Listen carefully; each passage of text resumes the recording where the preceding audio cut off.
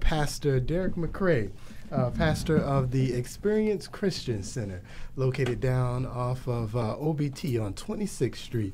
1224 26th Street is the address. He'll be joining us about 9:15.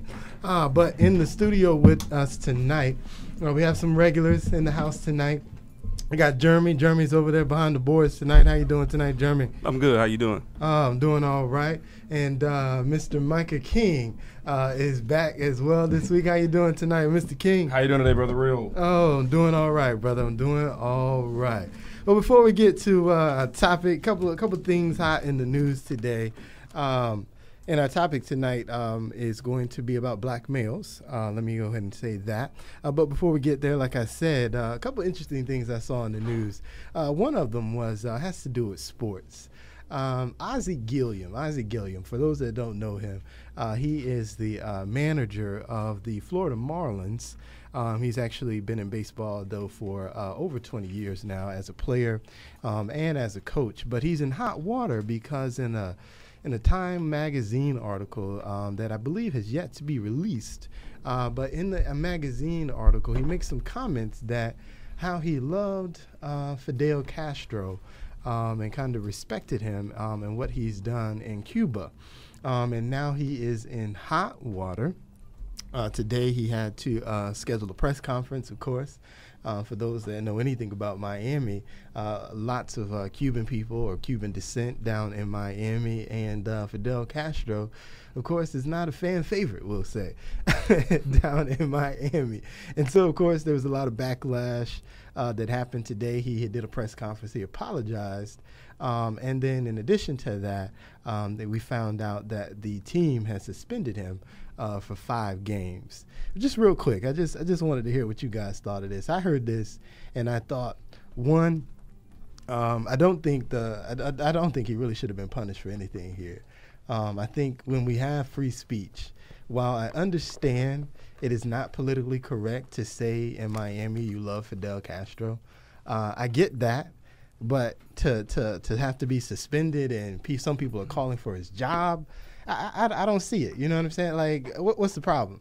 Is it worldwide known that we're not supposed to like Fidel Castro?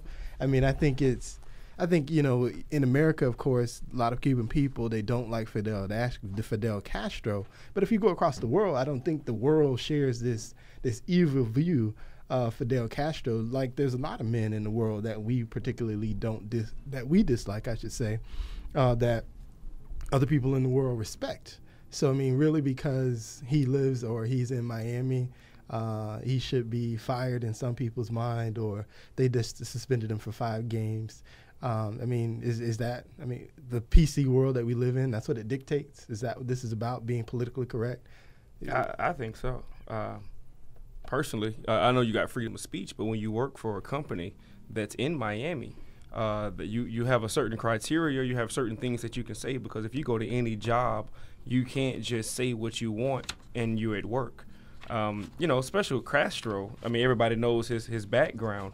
And like you say, it's a lot of Mexican, a lot of Spanish descent, a lot of whoever of that who doesn't like this man. So if you're working for a major company in Miami, especially in sports, even in the NBA, you just can't go around and saying what you want to say. You can't wear what you want to wear because you're always representing that sports nation, that sports world. So, I mean, I don't know about the suspension or the firing, but I think some kind of disciplinary action should have happened, because you can't just go around and saying anything and you're a public figure. Is that right? You can't go around saying anything as a public figure. Yeah, you can, man. I mean, you ain't Obama. Okay, see, you know I was going. I already knew that. I had to get there before he got there, because I knew, well, Obama said this and Obama said that. God. Go ahead. You were going to say something, Jeremy, or no? Well, my thing is this. He's just the manager of a baseball team. Still. Really? He's not running for office. He's not trying to run for office. But you're the manager of a baseball team in Miami. Regardless of the location. Okay, obviously the only reason it is that because he is at Miami. Exactly. Right. That's the only reason it's a story. If he was still managing the White Sox in Chicago, they wouldn't care. It wouldn't even be a problem. But you in Miami, where it's a lot of, Spanish descent that's in Miami. So you can't, you just can't say that. Well, that's true. But then at the same time, you got to understand, too, as he was saying, he obviously, well, one, English isn't his first language, and he said it came out wrong in English what he was exactly trying to say. He was born in Venezuela, for that matter. Right, he was born in Venezuela. What he was trying to say, he said what he was trying to say. He just admires the fact that he's been in power for so long, and everybody, that many people has been against him, and the fact that he's still been able to remain in power. That's what he was trying to say. He wasn't really trying to say, oh, I like Castro. Like, yeah, Castro's the man. I'm glad he did all the stuff he did. You know, that wasn't his thing. That wasn't the point he was trying to get across. Well, how did Castro even come up in the conversation? Who knows? I mean, the I article. think, honestly, oh, go ahead. Well, like I said, the article hasn't been released, so I don't know all of the details of how the conversation came about. Did you hear something though? Well, from what I see, I think he got baited, and the reason I say that is because they said in the past. Well, I don't know. The president of Venezuela, Hugo Chavez, they kind of called him Castro's protege, I guess you would say, and him being from Venezuela, and they say he has said in the past, I guess he has made friendly remarks about Chavez. So then they said, I believe in a few years ago, he said he mentioned that he admired Castro in another time, but like I said, this is when he was in Chicago, so nobody heard about it, you know. So, but like I said, he was never trying to admire his acts or the atrocities he did or anything like that. He was just saying that against all odds, he still been able to stand and remain in power. Okay. Well, you know, like I said, I just think we got to watch. I think my point would be, you know, I'm getting kind of, we're getting so caught up in this PC world. You know, people can't even talk anymore. You can't say anything. You can't say anything. Everything has to be politically correct before it comes out your mouth, and people can't just have an honest conversation. And that's a problem because it steps on your First Amendment rights because it starts with that, and the next thing you know, you can't talk about Jesus on the radio now, you know, because the Muslims don't like it. There's certain television shows that you can't talk about God on, and Oprah is one of them. You cannot go on Oprah and talk about God. Well, that's kind of separate. That's not totally true, because on her new show, I can't think of what it's called, Oprah Presents or Oprah the Next Chapter. On her channel, though. Yeah. Oprah the Next Chapter. And on this last week episode was actually Bishop T.D. Jakes. And so they actually did, they pretty much played at least a good 20 to 30 minutes of his sermon in the church service that she went to. And then, of course, he sat down for an interview, and she asked him about his opinions about God and different things. Is there anybody besides T.D. Jakes? You know, it's Oprah, so she's not necessarily out to interview religious people, too. So, and not only that, like I said, that's her show. She owns the show. She owns the right to it. She can kind of dictate that. That's separate from Ozzie Gilliam talking to a reporter and saying something. You know, that's a little separate issue. There was no restraints there. He's just having an interview.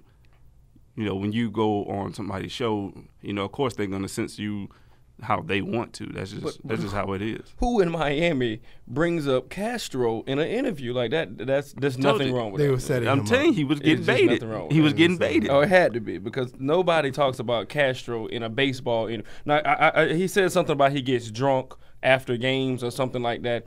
I understand that. I guess so. You know, it's a celebration. But nobody talks about Castro in a baseball interview. That's new to me. Yeah, exactly. Like I said, they were setting him up. Because if you don't know, Ozzie Gilliam, he's never been one to bite his tongue. Right. He'll say anything. Right. And that's what they were doing. They were setting him up to say something. They know he was in Miami.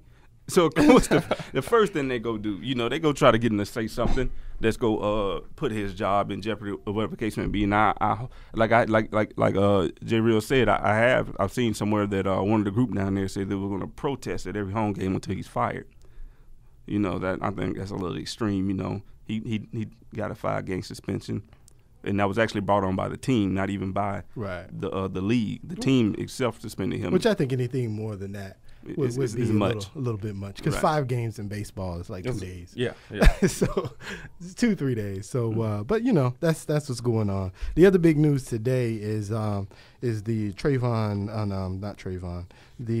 George Zimmerman lawyers did a press conference today to announce that, at least at the moment, they are suspending their representation of George Zimmerman due to some actions that he's made and not allowing them to be able to contact him and discuss with him. And so that was big news today. They held a big press conference out in front of the Sanford courthouse. Individuals were talking about that. One of the things that I really took away from that little interview, though, is their main thing was they're not giving up on him as a client. They're basically just trying to pressure him into a corner to say, talk to us if we're going to be your representation, and please stop making moves without our knowledge, because apparently he has called Sean Hannity on his own and had a conversation with him, which Sean Hannity is keeping to himself. He's also apparently called the prosecutor's office, Angela Corey's office, and tried to set up a meeting with them, which, of course, anybody that knows anything about law knows you don't, as a potential,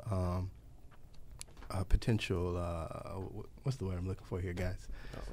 Killer? As potential suspect, you don't call the prosecutor's office and try and sit down and have a conversation by itself. You definitely want a lawyer there. So apparently they turned him down and said, please call us back when you have a lawyer, and we'll gladly talk to you. So anyway, based on those particular developments, apparently he also started a website without their knowledge as well. Yes, I saw that. They have at least essentially said until he sits down and starts to truly listen to our counsel, we're going to stop representing him on his behalf. So that, that was big news apparently in today. So we're kind of just waiting to see what Angela Corey decides ultimately to do. So that's where we're at with the Trayvon Martin case. And you guys want to make any comments on that? No? Did they find him? I thought they haven't seen him or something to that nature, right? Well, apparently the lawyers have a pretty good clue as to where he is, but they are not disclosing that to the public, or they're not going to discuss that. That they'll keep that secret because they want to make sure that his life is protected, because of course there is $1 million bounty on his life right now. So Really? yeah, by the new Black Panther Party, they have a $1 million bounty on his life. Oh, yeah. Yes. So The new Black Panther Party. the new Black Panther Party. That's right. The new millennium. But if you guys don't have any comments, we'll go ahead and move on to tonight's topic. All right, so tonight's topic, we want to discuss the plight of black males in the country today. One of the things that kind of brought this to my mind, of course, thinking about this whole Trayvon Martin situation, where are we at as black men in the country today? And so where I want to start is I went out and I kind of found some interesting statistics, and I'll start there with some statistics that are going on. Do we have a caller there, Jeremy? Maybe not. I guess he's trying to figure it out. It's probably our guest. He's probably trying to figure out how to get him on the air. I'm on. Hello. Hello. Hey, how are you all doing? Oh, we're doing all right. How you doing tonight, Pastor McRae? Doing good, man. Oh, appreciate you joining us tonight. Thank you for having me, man. All right. So, like I said, we're going to go ahead and get in our topic, and we're going to start. We're going to kind of throw out some statistics here. And we'll just start some opinions based on these statistics. Now, I think a lot of the problem, I would say, with the plight of black males today, I think it all stems back to one thing, and that goes back to education. I think that is the key to any solution to our problem in this country related to black males, has to do with education. And so in that vein, I want to quote some educational statistics that I saw. Now, this particular statistic comes from 2006, and it says the dropout rate for black males in high school, we're talking about, was about 10% back in 2006, which was actually a drop from the year before. And I didn't see any current statistics, but I'd imagine they're probably still somewhere in that range, 10%. So in that vein, what is it that you think is causing black males to not even, kind of set up yourself in a foundation for, high school? Oh, wow. I think one of the things that's happening is the fact that we have so many African American males who are entering into, well, actually that are being birthed by younger parents when it comes to our culture. And so some of the values that we had back in the day is not necessarily a value. And also I think that some of our kids are being forced to help assist their parents sometimes with some of the living incomes because you're finding that some of the parents are younger, so they don't have the stable jobs that some of our parents had. When we were growing up, some of the parents haven't had a chance to go off to college. And so when a parent hasn't gone off to college, it's very unlikely that they're going to be able to also put back into a younger child to go to college.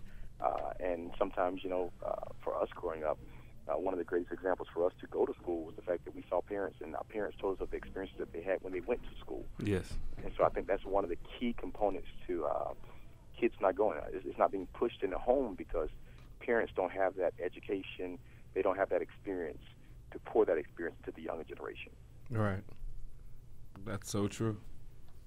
Yeah, and remember, if you want to join us on these conversations, 407-894-1680 is the number. 407-894-1680 is the number. I have to piggyback on that. I know for myself, and I know the panel here with me, that was a big, strong influence in our lives, is that we all do have parents that were not only high school graduates, but are also college graduates as well. Mm-hmm. And so, for us growing up, it became almost a standard. Right. We didn't even question whether or not, especially high school. Of course, you finish high school. That just goes without saying, right. But it wasn't even a question that you were even going on to college. I mean, it was a given. It wasn't if I'm going to college. It was where I'm going to college. Right. And of course, the biggest influence in our households was Florida A&M. Yeah. So why you ain't going to Tallahassee? Why did you end up in Alabama? But I think another thing that we definitely have to look at as well is the factor that we have now this new generation that is so into entertainment that we lose out on education. And when I say entertainment, I don't mean just singing and dancing. Even though BETs and the video souls, not even video souls, not 106 in Parks and all those different entertainment stations have clogged our minds so much. But not only that, but we're talking about AAU, we're talking about Pop Warner, basketball and football. We're talking about all these different things that's happening.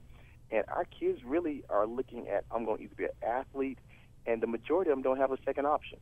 And when they find out that there's 20 other students better than them at the same sport that they're playing, then they lose their concentration, and then they start trying to hustle. And I think that's the problem. I think that if we raise our kids better with give those options of an occupation first, doctors, lawyers, engineers, teachers, preachers. Let's raise them with those occupations first, and let sports be a hobby or a fun activity that they do, and then let them discover a talent, because sometimes parents are trying to make their kids better than what they really are.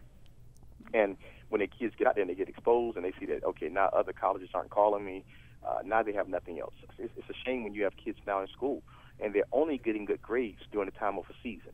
But when the season is over, they're finished. They have no more motivation because they're only trying to be athletes. They're trying to look good for scouts. And I think that's one of the major problems. We're more into entertainment than we are into education. And so we can't even read contracts that we get. When we become professional athletes, I think I read a survey. I read an article that talked about 80% of NBA players are broke after 3 years of retiring, which is ridiculous. That is ridiculous. It is. That is, and I just read an article. Warren Sapp is the next victim. Yeah. Right here from Apopka, he's the next victim in that vein. And I think you're right. I think when you look at, I used to teach in middle schools.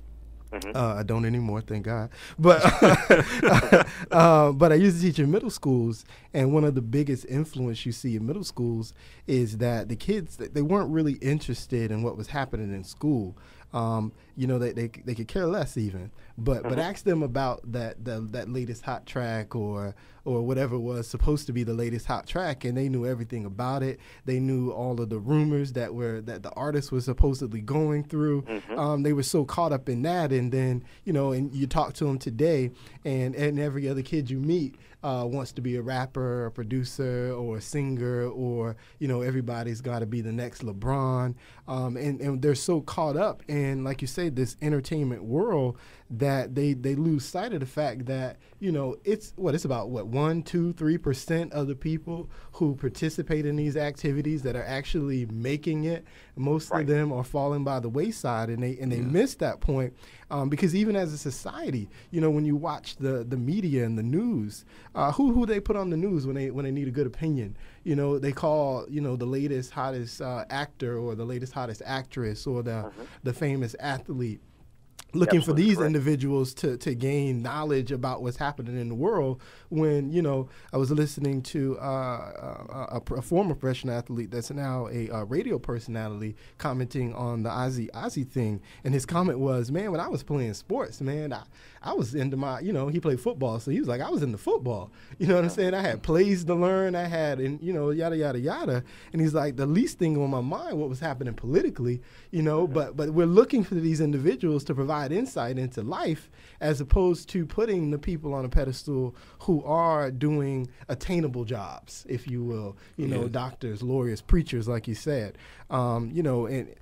that's been lost in this generation. And I think a lot of it does probably have to do with the fact, you know, you have younger parents at home. I think you also have a lot of single parents at home as well, which are taking away from them being there because, you know, they need to work 2 jobs to make sure they can feed those children. Jeremy and Mike, you guys want to jump in here? Yeah, I think another thing too. Everybody wants to shine. Everybody wants to, you know, be the most famous, and I think a lot of them get caught up in that. Like, even in regards to the sports and thing, everybody wants to be, you know, Michael Jordan. You know, people forget, you know, John Paxson made money too. Steve Kerr made money too. You know, they weren't, you know, mega millionaires, but they are financially responsible, and they make a very good living that most people are still going to make. You know, so. Actually, and the amazing part, like you say with that, Jeremy, is those guys, you know, what I've noticed is the lights cost money. Yes.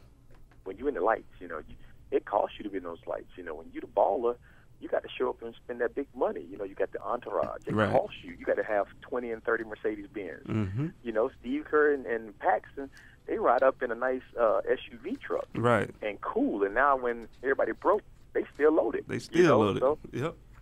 And I taught a class one time I was doing for teaching, and I was talking to a group of athletes. They called a group of athletes into the room. And I was like, man, everybody was like, you know, impressed with the Dwight Howard. They was impressed with LeBron James. And I said, you know what really impressed me? And everybody was like, what? I said, the Mr. DeVos family. You know, that impressed me. Why? Exactly. Because if I can pay Dwight Howard, how much money do I have then? Yeah. Exactly. Yes. You know? Exactly. And that comes through business execs. But I think part of it is the fault of the media, because they make certain things appealing. And, you know, attorneys and doctors, that's not appealing, you know. But there's a guy right in Orlando now, a friend of mine named Craig Francis, attorney with Morgan & Morgan. I mean, he just won a case down in Mississippi where they sued the black, they sued I think the government, the black farmers. Yeah. $1.2 billion is what he won? Come on. Yeah. Now that's flashy. Right. That's flashy. Right. But the media's not talking about that. No. Right, because that's not high profile. He doesn't go out and buy a $100,000 chain now that he's won this case, and he doesn't go out and buy the Bentley SUV that hasn't come out yet. Ain't got no medallion say Black Farmers. Right. You know, that's not sexy, if you will. So, but and you're right. The media does, I think, play a lot into in this role, and that's why, you know, it's good that we have people like you. You know, I think what we're trying to do with this show, and bringing light to there's more in the world than just being in entertainment, than just being the star athlete. You know, what you need to be you know, you need to be the owner. You know, that's what you want to be. You want to be the owner. You want to be the guy that, like you say, who pays Dwight Howard. You know, because how much money do I have that I can still pay Dwight Howard $25-30 million and still go home? Players. You know, right, exactly, and to pay a whole, you know, a payroll of $120-something million and still go home happy and smiling at the end of the day. You know, what am I working with? You know, that's the guy. Like you said, that's the guy who I'm impressed with. That's the guy who I'm striving to be. And these are some of those things that I think that are important instilling into youth, explaining. I think one of the things that we lack in our community is a real foundation from a high school perspective, at least at the beginning. You know, what it means to have finances. What does it mean to have a retirement account? What does it mean? What is a mutual fund? You know, what are stocks? What does it mean to own an investment company? You know, those are messages that, you know, that myself I learned. And I watched because I did have at least people in my life who, you know, maybe they weren't these type of people, but at least they were entrepreneurs that were striving to get more. But I think as a whole, we're missing that in our community. And even people like myself, I could have benefited just from having an understanding from a younger age what a mutual fund is, what is a stock, what does it mean, like I said, to have an investment company, because these are the things that, you know, other communities are teaching their kids that we're missing. You wanted to say something here, Mike? I really think that we just have a lack of role models. Nowadays, a lot of celebrities are role models now. Instead of when I was growing up, it was a dude named Mickey Brown that was working at the Northwest Center. And a lot of people looked up to him just because of the influence that he had on the children. And nowadays, you know, you got rappers and actors that are just the role models, and that's who people are following. And, you know, since they got the big chain, you know, I want the big chain. Versus the people in the community coming together and showing the children, like you say, you know, the way to go and what to actually learn, as in stocks, mutual funds, and quadruple Qs and NASDAQ and things of that nature. But once we get more role models like pastors, and as you say, the radio show, I think the children would actually learn from them versus the people that they see on TV who they think have the money. But I blame it all on the media also. Like, you know, it's all the media's fault. If the media didn't promote that and make it seem like, okay, this is what makes you, you know, this is what gives you personality. This is what makes you the man that you're supposed to be. Buy the big chain, buy the nice car. And, you know, in America, it's all about spending money. So if you're not spending money, then who are you? Then what are you doing with your money? And, of course, the media is going to back up America. So I think some of the responsibility has to go back to the parents, though. I hear the media. I'm reminded of an artist that used to be out, Luther Campbell, and the Two Lives crew when they were out, you know, Captain Luke is what they called him. And I remember that everybody was so upset about him and what he was doing, what he was bringing to the table. And the honest truth about it is Luke was a businessman. Yes, he and was. Luke clearly said one day in an interview, y'all crazy for letting your kids listen to this stuff. He did say that. Because at the end of the day, parents can, at some point of time, they can't control all times, but you can control at some point in time the influences that you place in front of your kids. And if parents start being parents again instead of allowing media and television to be the babysitters of our kids, if we start turning our TVs off throughout the week and making our kids just study throughout the weekend and tell them TV is a privilege and you watch it on weekends. Right. You know, if we start going back to those kind of things, our kids won't be so open to everything. I have 3 kids myself, and my kids, they enjoy some of the other stuff, but for one, I lined up the principles for them. Number 1 was church. You got to do church. You're gonna do church because you could be the smartest thing and don't have God, and you're gonna still be a failure. Yeah. And so, you know, but number 1 is church. Number 2 that we do is your schoolwork. It has to be done. Entertainment, sports. One of my sons played basketball. 2 of my sons played basketball. 2 of them played football as well. But they all knew that, okay, that was second. If you didn't get the work, I don't care what your coach told you. Your coach ain't your daddy. That's right. So your coach can say whatever. He might sit you this week. So what? He going to sit you. But the principles are going to be in place. I think the only parents can instill that back into our kids. Yeah, I agree. I think a big thing, too, is we have to still in a work ethic. Excuse me. Yes. That's one thing I've seen that's been lacking a lot Real quick, Jeremy. Remember, you can join these conversations 407-894-1680. Go ahead, Jeremy. Yeah, it's been through my experience at different work. So I've supervised a few hundred people, and that's the main thing I saw with a lot of young black. I can just say young black males, young males in general come through. A lot of them don't have a good work ethic. I mean, just a simple come to work and do your job, go home is, oh, I complain about this, I can't do this, I can't do that. But you can go sit on the corner for 12 hours. Right. But you can't come in here for 8 hours, you know. It's about fast money. Most people want fast money. They want it right now. They don't want to work for it. They want it just, you know, as soon as I sit down, I think I should just get paid this amount of money. And, right. You know, everybody get that laziness. That's what it is. Yeah, I totally agree with you. And I remember back in the day, sports used to be, that's what it was used for. It was used to create work ethics in us. Mm-hmm. We had to work hard at sports. I remember even we used to have to go around getting all of our teachers to sign our prior sports so that we could play in the basketball game. You know, yep. Mm-hmm. And so, you know, it was a work ethic you had to do. In practice, you know, coaches were not our friends. They was our coach. And they was kicking our behinds left and right, you know, run them stairs, run this, do this, work hard, get that layup better. You know, they was taking us through all those things.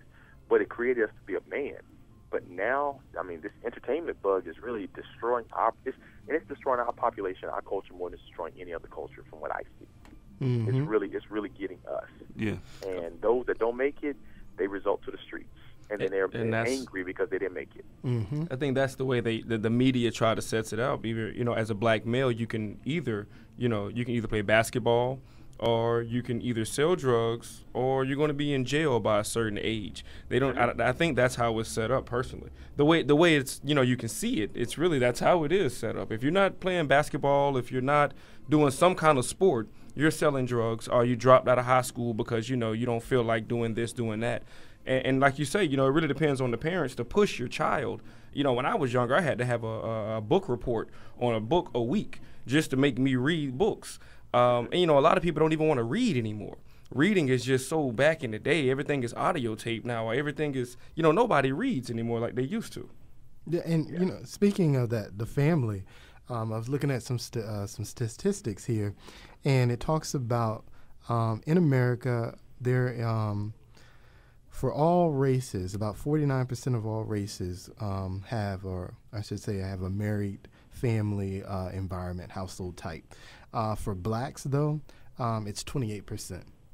So 28% of black families have a married mom, dad living in the household. Even more interesting for females, the female being the head of the household and kind of running the house by herself. That number for black families, well, I'll do all races. For all races, the number is 12.5%. For black families, 29%. So in that sense, there are just as many females running and independently single females running their household as there are married couples in our particular race. And then for the number with children under the age of 18, that number is about 18% for blacks, where it's about 7% for the rest of the country. I mean, you know, talking about family, you know, the whole family dynamic of the mom, the dad at home raising their 1, 2, 3, 4, 5, 6 kids is kind of being lost within our family breakdown. And so it's no surprise that when you talk about family, not that, you know, a single female by herself can't get the job done. By all means, she can. But it certainly helps to have that man or at least that partner there to support you in this particular endeavor. It just makes a stronger bond to see a mom and a dad pushing this child forward as opposed to just one parent. Or even in today's environment, you know, having that whole family dynamic where you include the grandparents in there, and have them help step in and also kind of push the kids forward. Even that environment is better, I think, than just having that only one person in your ear. And so there is sort of a breakdown in the family environment for our particular culture that certainly has to be addressed. Remember the number 407-894-1680. Were you going to say something there, Jeremy? Yeah. I mean, it's scary. And like you say, the old saying that it really does take a man to raise a man. I mean, like I said, not saying a single mom can't raise a young boy, to be a productive citizen. But at some point, he's going to have to come across another male to really show him how to be a man, how to walk a man, how to talk like a man, how to run an effective household, how to be a father. It takes that. Now sometimes, sometimes a lot of us, some can learn about a father not being there, but what not to do. Some are strong enough to do that, but the reality is most can't. That's why I believe we're in the situation we are now. And it really does. We have to get back to the community itself, the church, the boys club, YMCA, whoever, to try to mentor these young males. It really is just crazy to me. And like I said, I always go back to the work ethic, because that's the biggest thing I see as being a problem. Because from that work ethic, you don't have a work ethic, you don't know how lost you're going to be. You can't be anything. A basketball player, a rapper, if that's your choice. If you ain't got a work ethic, you're not going to be able to do that, because even that takes work, that takes a grind, that takes a hustle to do that. Yeah, and I think another thing that we got to remember, I think one of the things that got us to where we were as a race was the fact that we had God as our center of attention. The black family was built on church. But at some point in time, somebody told us we didn't need God anymore. And we started buying into other things, other cultures that might not even embrace Christ as much. But, one thing that we had, man, even the very church itself is basically built around the slave mentality. That's one reason why we dress up so much, is because this is the one place that we had assurance of, that this person was taking care of us. God was going to take care of us. And, man, the average kid now is really not even into church. Youth ministries are suffering like never before. Parents have educated kids sometimes, but they don't have godly kids at the same time. And so I think that if black America really wants to see this turnaround, we got to go back to the organization, the mechanism that really got us here, which was church. Church was the institution that moved us when we could not move ourselves.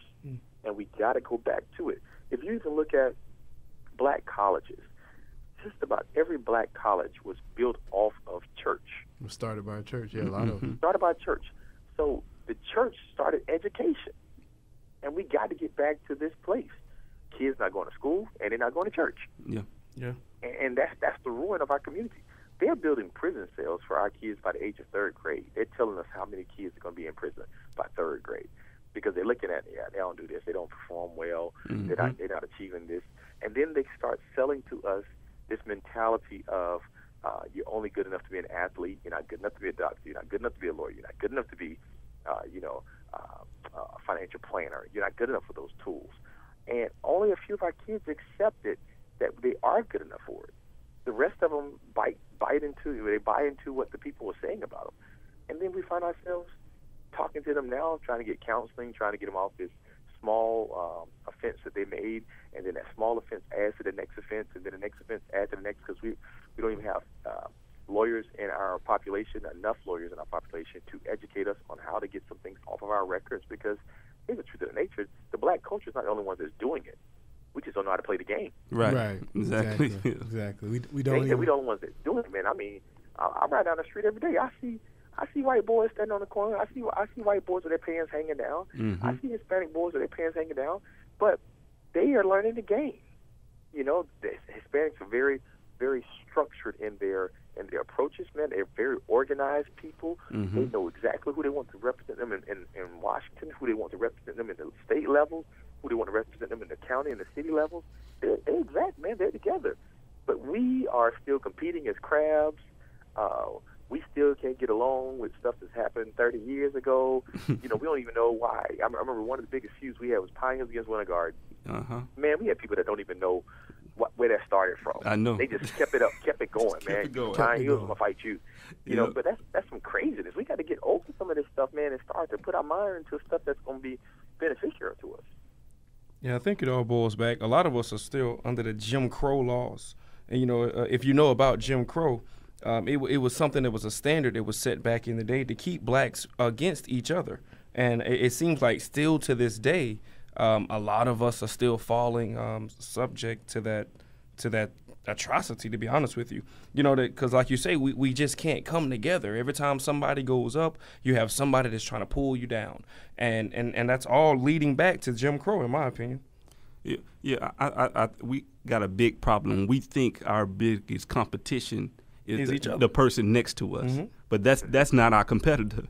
You know, you realize you join with him, y'all, a group of y'all can become a force, and now y'all can compete with somebody you really need to be competing with. You know, we fall into, like say, that slave mentality where, okay, well, only one of us can be the star of a team, or only one of us can be the partner in a law firm. So now, if it's two of us in his law firm in the mid-level, now I got to do what I can do to step on this guy so I can get up there. It's amazing to me. Just the other day, I participated on a panel discussion. We did Occupy Our Community over at the Hope Church, and as I was sitting on the panel, man, they read some stats to us, and the stats said that the African American dollar changes hands in the African American community. It was between 6 and 8 times before it leaves our community. The dollar does 6 and 8 times before it leaves our community. The Asians in this country, the dollar changes hands within their community 52 times before it leaves. Now that shows me that we're willing to spend our money because watch this. At the same time, we're also like I think the 7th or the 8th largest country if we were to put all the black people together and our resources together. We're the 7th or the 8th largest country in the world if we did that. But we can't keep our money. We'll spend our money to everybody else. We'll spend our money on German cars. We'll spend our money on Italian suits. We'll spend our money on all these different things of luxury. We're buying gold and stuff, and we won't even pay for things in our own community. We won't open our own shops. We won't start our own businesses. And if we do start them, won't nobody black support us. Yeah. And sometimes it's our fault because sometimes we got a homo hookup type of mentality with our businesses, and you support me just because I'm black, which is some bull there all by itself. Right. but we're finding that this kind of stuff is destroying our community, man. And then you have everybody else. You know, I get frustrated, you know, and I can't really get too mad at them because they're just taking the opportunity of a place of business. When you see these Asians come into our communities and open stores on every corner, and we go in there every day to the point where they know us by heart. Yeah. That's why don't we have our own people going in here doing these things? Why we don't have our own people going over to Wilcox Mall and supporting the Wilcox Mall? You know, it's our mall. It's some nice things in there, but it's just the simple fact that we don't trust our own communities because we've seen so much in the past that's burnt us. Yeah. And that has to change. Yeah. Go ahead, brother. Yeah, you're right. That definitely has to change. You know, when I think about, you know, going back to where we're kind of lacking in terms of education. You know, most people look at the American education system and they say it's falling behind. If nothing else, it's certainly failing a lot of our minority students and kids.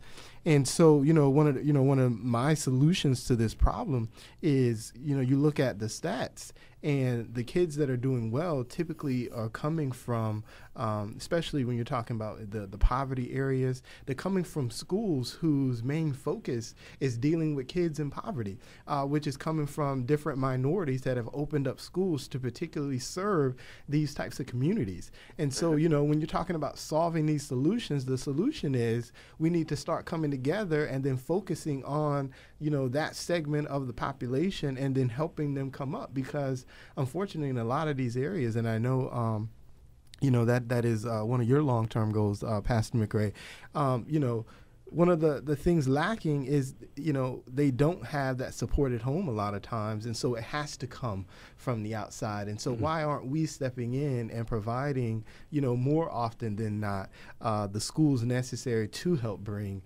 these individuals up? You know, a lot of people look to the government to solve for solutions. You know, I think the solutions are right in front of our faces. They're from our churches. They're from our community centers. They're from individuals who have a means to not necessarily do it by themselves, but who may be able to partner with 3 or 4 individuals, or 4 or 5, or, you know, or 10 individuals to achieve these goals and help bring us forward. I think that's, you know, you're talking about working together. That's where we need to be, and that's how we're going to come up from our situations where we are currently is from working together, is from putting our money back into our own communities as opposed to spending it outside. Yeah, that's so true. I remember a couple of years ago, you couldn't go anywhere in the black community without saying, what was it, black, red, and green in every store that you went in. And a lot of us did not support the store unless you seen that black, red, and green sign. Nowadays, everybody gets their nails done, but we all know who they going to when they getting their nails done. I remember when I couldn't go get a haircut unless it was a girl in the corner that was doing nails and doing toes also. But you don't see that anywhere in any hair salon nowadays. Everybody knows when you're going to get your nails, your toes done, you're going to one group. All right, I see we got a caller. Caller, how you doing? I'm doing good. How you doing, family? I'm doing all right. How you doing? And what's your name, caller? This is Monica. Oh, okay. How you doing tonight, Hey, Miss Monica. How you doing? What's your comment tonight? Well, I was actually just calling in just to agree with you. I think that it definitely is time for us to invest in the community. I think oftentimes we look for someone else to take care of our own people, like the schools and the government, and many times they don't put a lot of funding in our schools or in certain aspects of our community. Therefore, then no one's taking care of them. And as a society, we can't expect for other people to take care of our own. We definitely do have to take care of our own and look for those programs as Pastor McCray has been talking about and various other individuals in the community have been striving for. We have to support them as well so that we can take care of these kids that are lost and that are finding other avenues, other mentors, for lack of a better word, to show them the way. That's so true. All right. We thank you for your comment tonight, Miss Monica. I did notice that in colleges, Florida State also got their financial aid before FAMU got their financial aid. You know, they do a lot for the other community before they do for our community. I mean, still to this day. I mean, well, they actually, Mike, in defense of Florida State, I went to Florida A&M. Sometimes we had some internal things going on too that prohibited us from getting our financial aid relief. Some people right now have been fired because of their abilities to hold up the net checks. Yeah. So, in all honesty, sometimes we have to be. Sometimes we got to turn that spotlight back on ourselves. I think that, and this is something Monica said on the phone that really hit me too. A lot of times we get disappointed because Washington the government doesn't do for us like they do for others. But you know why they don't do for us like they do for others? Because we're not consistent in showing up to the polls to vote. Yeah. If we showed up to the polls, like Mayor Buddy Dyer just won an election.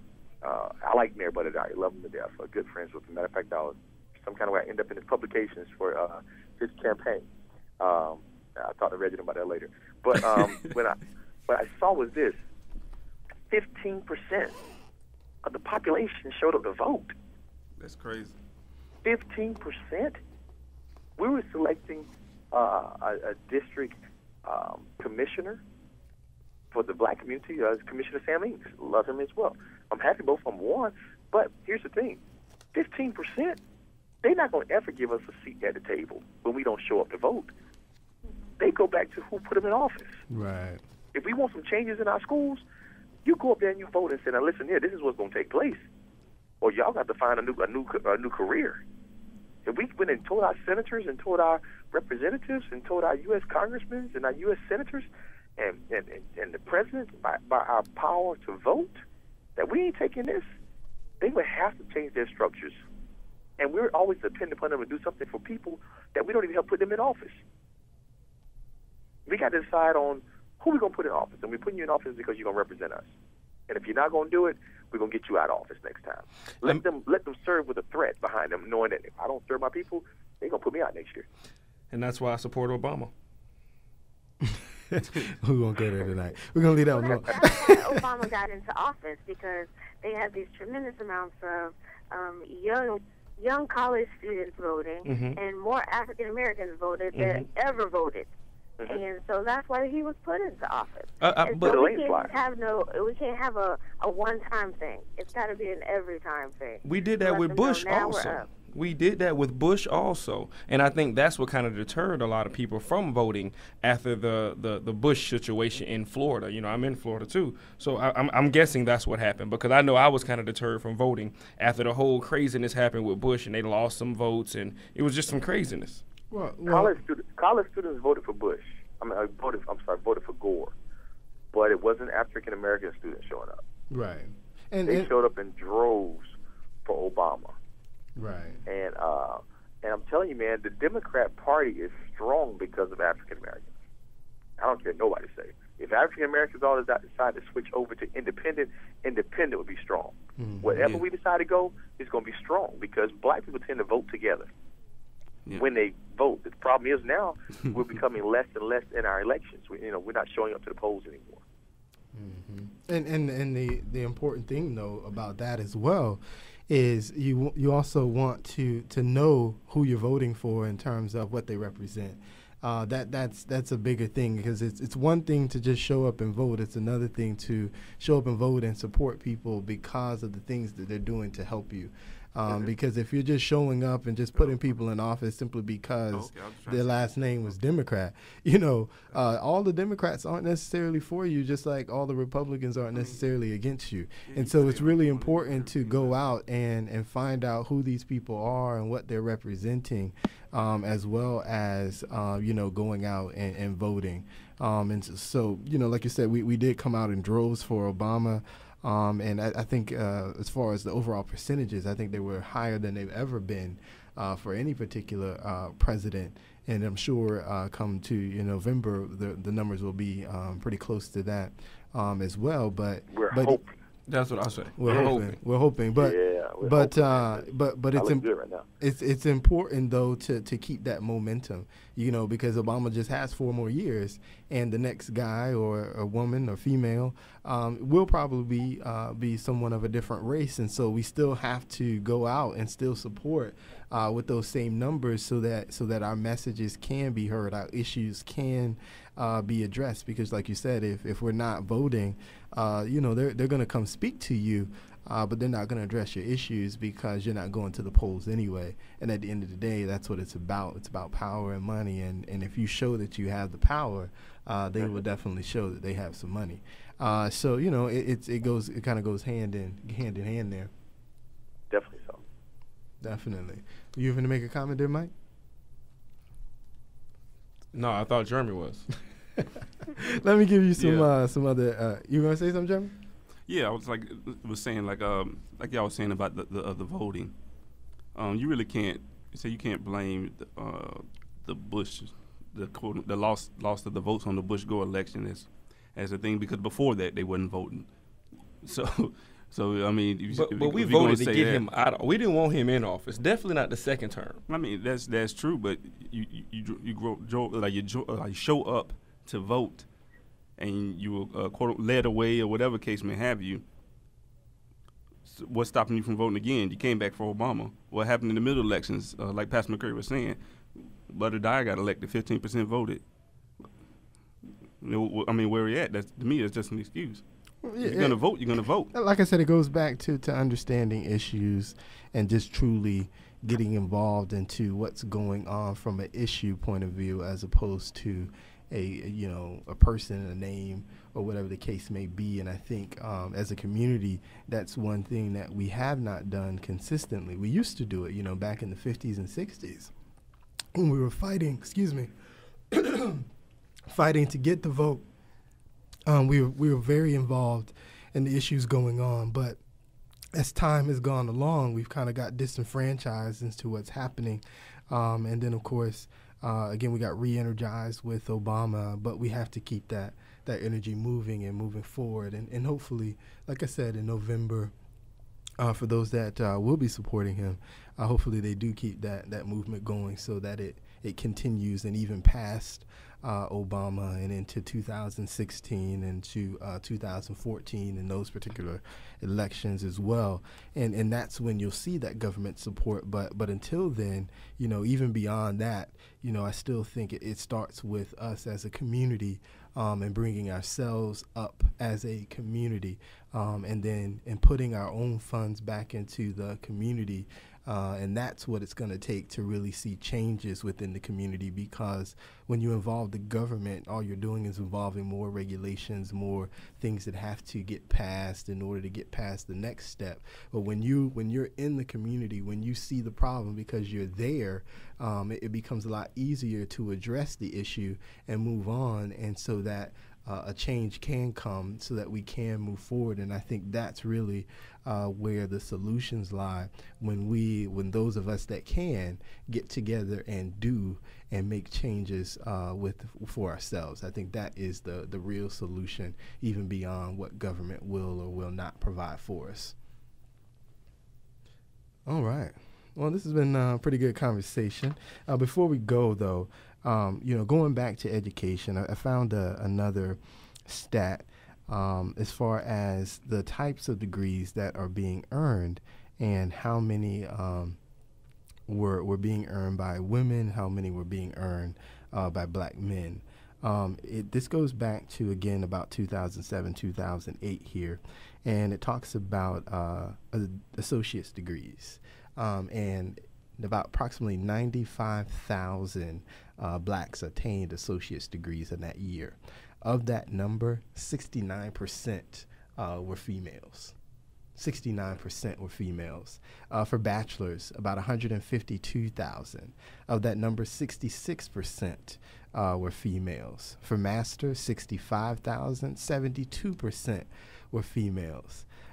For degrees higher than that, 6,400 and about 63% were females. And even for doctorates, 3,900, 66% again were females. Consistently, we're being left behind. Even within our own race, we're being left behind. Which, last week we were talking about relationships, and there was I remember a young lady called in and talking about that kind of situation where, she had achieved things in life, she kind of had herself together, but she found it hard to find a man that would at least appreciate her, what she had, and then come and approach her. When the numbers are telling us that approximately 30% of black men are doing what twice as many women are doing, it's no wonder we're kind of being left behind. And one of the comments I made is that sometimes we feel insecure, some of us, which is why we aren't approaching that woman that is of stature and kind of has herself together, quote unquote. We're just falling so far behind. Even if you look at the unemployment numbers for currently for black men, the overall employment rate is supposedly falling, but for blacks, that number is actually increasing. It's actually increased for a couple of months now. And then even for black men, the number is about 30 or 40% of black men can't find jobs. And even women are losing jobs because a lot of them do get sort of the government jobs, and government jobs are going by the wayside as well. So those are things that are continually kind of pulling us back and not allowing us to move forward in life. Which did you guys want to comment on that? Oh, we have a caller. Caller, are you there? No, I agree with you. I really blame the music also. A lot of the music is making jail seem like it's cute. It's making it seem like selling drugs is cute, and it's making it seem like a lot of the things that we shouldn't be doing as a black community is cute, and is not promoting education. And that's what I think some of the problem is. Oh, okay. All right. And that goes back to media, to the media influence. Pastor McCray, you still there? Yes, sir, I'm here. All right. Well, we're about to kind of start winding down here. I'll give you a final comment here for tonight. My final comment would be definitely for us to go ahead and pull ourselves back together. We need to organize and structure ourselves in such a way and develop some voter rallies, some forums where we bring potential candidates to the table to talk to us. Let them hear our heart. Let's find out their heart. And then let's begin to steer our candidates into the direction of education so that it can begin to pull more resources into our black communities. I think that we also have to push church back to the forefront. We have to give the people a value to have, a moral status and a moral standard to have in the community as well. Right. So I think that we have to get back to church. Church brings about family structures. When we get into church, we get into husband and wives being together again. We get into kids coming along. We get into not having babies before we're married. That's all stuff that's written in a book that if we read it, it'll give us some direction. So I think that we put the church back first. Let's go ahead and gather ourselves together. Let's understand that your brothers and your sisters aren't your enemies. They're people that can actually help to sow into what you're trying to get accomplished. And if we can design that as a race, man, I mean, let's take pride into certain things. Let's not purchase music that degrades our women. Let's not purchase music that degrades our education systems. Let's not purchase music that promotes violence. If we do those kind of things, man, I think we have a wonderful opportunity for coming up. That's so true. I think we need more role models also. All right, and well, we want to thank you, Pastor McRae, for coming on. That is the end of the show. So we thank you again for coming on with us.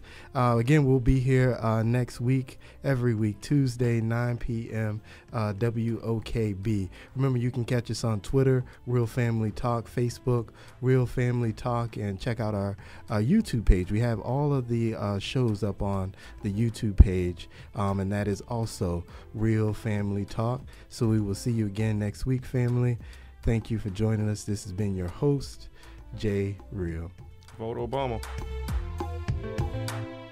WOKB, Winter Garden, Orlando.